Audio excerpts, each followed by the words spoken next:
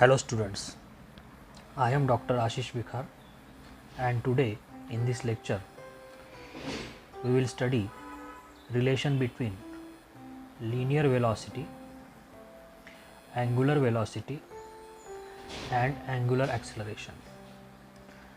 This is another important point before learning the chapter number 2. Name of the chapter number 2 is Velocity and Acceleration in Mechanisms. In front of you, you will see one sketch. This is a sketch is drawn with one circle.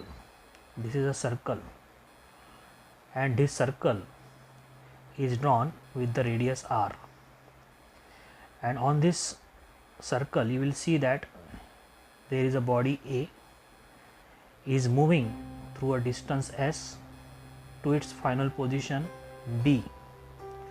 So A is the initial position and B is the final position, and the distance captured by that particular body is s through an angle theta.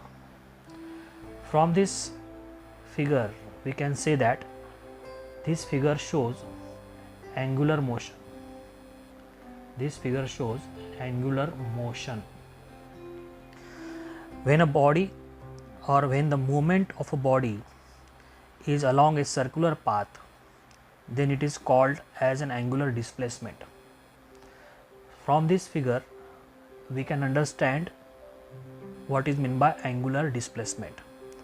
So angular displacement is nothing but shown here by a symbol theta, and this theta indicates angular displacement. Angular displacement, because by this we can say that the movement of the body A is along a circular path, and that's why we get here the initial position A and final position B. We can say that from this figure, if arc distance s, this arc distance s is assumed as a straight line, then we can say that this tan theta is equal to s upon r, this s and this nothing but r. We can say that further, if tan 0 degree, then tan 0 degree means 0, then in that manner tan theta, we can write tan theta is equal to theta. Okay, that's why in this equation if we put theta is equal to tan theta, then theta is equal to s upon r. This is a mathematical formula to represent angular displacement, s upon r. S is nothing but a distance and r is nothing but the radius that we have drawn as per that whatever the circle. Now from this understanding we understood here another concept, we can understood another concept that is called as an angular velocity. Angular velocity. Angular velocity is represented by a symbol omega, and omega is nothing but d theta upon dt. It means that the rate of change of angular displacement with respect to time dt is called as an angular velocity. So here this definition of angular velocity that we received, or we got this relation from the first formula theta is equal to s upon r. So theta is nothing but angular displacement, and here the formula for angular velocity is this one, omega is equal to d theta by dt. After that we can write another formula, angular acceleration. It is represented by symbol alpha. It means that the rate of change of angular velocity d omega with respect to time dt, then it is called as an angular acceleration. By mathematical formula we can write alpha is equal to d omega by dt, d omega by dt.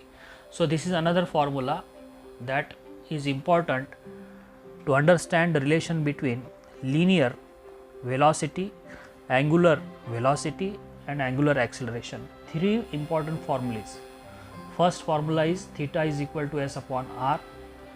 Second formula is this one, d theta by dt. It means that angular velocity omega and angular acceleration alpha is nothing but d omega by dt. Now from this relation we can write here s is equal to r multiplied by theta, r multiplied by theta. R is nothing but radius of rotation and theta is nothing but the angle. Now here from this relation, new relation, we will find out what is the relation between linear velocity and angular velocity. Relation between linear velocity and angular velocity.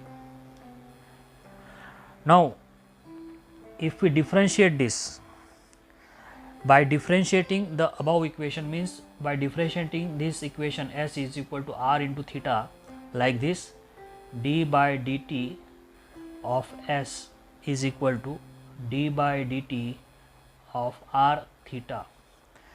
Then we can write ds by dt, change of displacement with respect to time, this is nothing but ds by dt is equal to r is nothing but constant d theta by dt.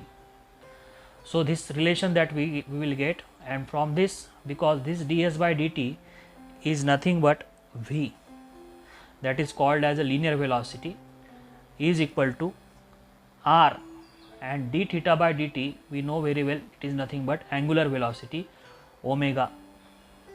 So this is a relation that is called as a v is equal to r omega, and this relation is called as a relation between linear velocity and angular velocity. In this formula, this v is nothing but this linear velocity and omega is nothing but this angular velocity and r is the radius. So this v is equal to r omega is the relation between linear velocity and angular velocity. In the similar fashion, we can here understand what is the relation between linear acceleration and angular acceleration. Now in this particular page we will find what is the relation between linear acceleration and angular acceleration. One is linear acceleration and another is the angular acceleration, and what is the difference, what is the relation, that we will find out. We received recently what is this relation v is equal to r multiplied by omega. This is a relation between linear velocity v and angular velocity omega. This omega is nothing but angular velocity and this v is nothing but linear velocity, and this is nothing but radius r. This is called as a radius. V is equal to r omega. This is the relation between linear velocity and angular velocity. Now in this we will learn what is the relation between linear acceleration and angular acceleration from this formula. If we differentiate again, d by dt of v is equal to d by dt of r multiplied by omega, then we can have dv by dt is equal to r constant and d omega by dt. Now we can say that this dv by dt means v means linear velocity, it is called as an acceleration. This is called as an acceleration A, and d omega by dt we know that this is nothing but alpha, and alpha is nothing but angular acceleration, angular acceleration, and dv by dt is called as linear acceleration, linear acceleration. So we can say that dv by dt is equal to this a, and d omega by dt is nothing but this alpha, angular acceleration. Then we can write a is equal to r alpha, a is equal to r alpha. So these are the relations between linear and angular velocity and angular acceleration. First relation is v is equal to r omega, and second relation is a is equal to r alpha. So these are two important relations that we have seen today. Thank you very much.